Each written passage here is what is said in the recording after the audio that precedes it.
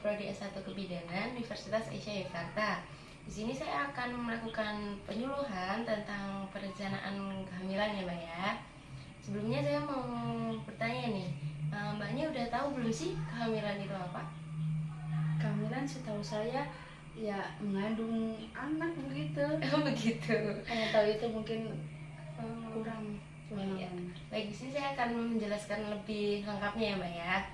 Jadi bisa Mbaknya lihat di sini dijelaskan bahwa kehamilan itu proses yang dialami yang sangat mungkin terjadi pada perempuan yang sudah pubertas yang telah berhubungan seksual kepada laki-laki, dan kebanyakan itu berhasil dengan alat kontrasepsi seperti itu. Lalu kehamilan itu sangat perlu direncanakan Mbak. Karena mengapa? Untuk mencegah terjadinya kehamilan yang tidak direncanakan seperti itu.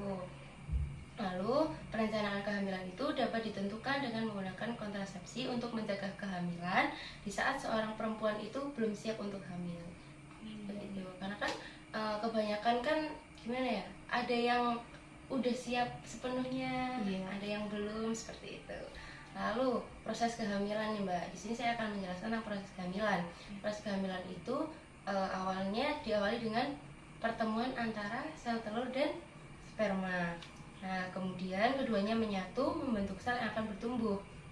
Nah, kehamilan itu biasanya ditandai dengan berhentinya menstruasi, ya kan? Nah, pada kondisi ini terjadinya perubahan hormon itu sangat cepat sehingga menyebabkan banyak gejala yang muncul pada perempuan, maupun itu gejala dari fisiknya, psikisnya seperti itu. Lalu di sini Mbak tertera ya, dalam perencanaan kehamilan itu harus menyiapkan beberapa hal, ya, seperti yang pertama itu fisik ya Mbak ya. Di sini minimal 6 bulan sebelum hamil perempuan itu harus dinyatakan sehat. Maksud di sini itu sehat dari penyakit apapun itu, seperti kanker, lalu penyakit jantung, tekanan darah tinggi, dan yang lainnya. Ya. Lalu yang kedua itu psikis atau psikologis. Nah, kondisi psikis ini sangat berpengaruh terhadap kehamilan. Jadi orang yang sedang hamil itu kalau bisa tuh mendapat banyak dukungan dari suaminya, dari keluarganya seperti itu. Lalu keuangan. Mengapa keuangan? Karena dalam perencanaan kehamilan itu sangat penting mempersiapkan keuangan untuk saat mengecek kondisi janinnya, lalu saat nanti proses melahirkannya seperti itu. Nah, di sini Mbaknya sudah tahu belum ya tanda-tanda kehamilan itu apa saja? Belum, saya sebenarnya belum terlalu paham begitu. Oh, belum terlalu paham. Ya, saya sebutkan ya Mbak ya.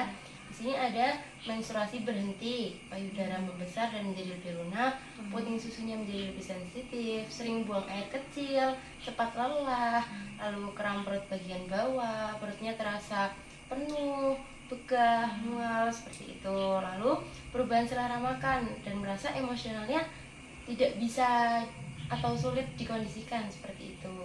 Nah, memang sih tidak semua perempuan mengalami tanda-tanda ini, namun ini seperti sudah menjadi tanda-tanda yang paling sering kita ketahui.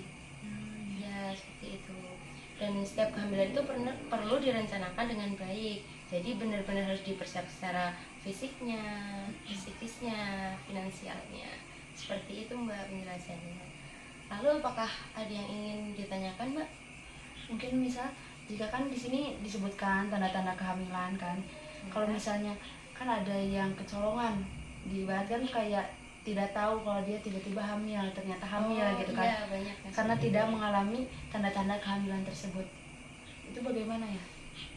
Oh, kalau seperti itu pasti kan dari tanda-tanda di sini ya Mbak, dari banyaknya tanda-tanda ini kan pasti adalah satu dua yang dirasakan oleh ibu tersebut. Mungkin tidak terasa gitu ya. Iya, gitu.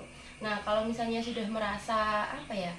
Mungkin yang paling sering kan seperti mual, telat haid ya kan, telat menstruasi itu yang paling sering. Itu bisa langsung saja Mbak beli alatnya, iya, atau enggak cek langsung ke dokter, ke bidan seperti itu.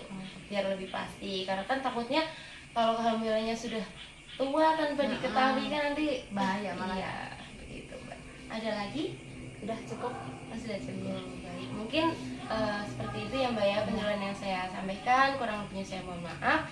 Terima kasih. Wassalamualaikum warahmatullahi wabarakatuh. Waalaikumsalam warahmatullahi wabarakatuh.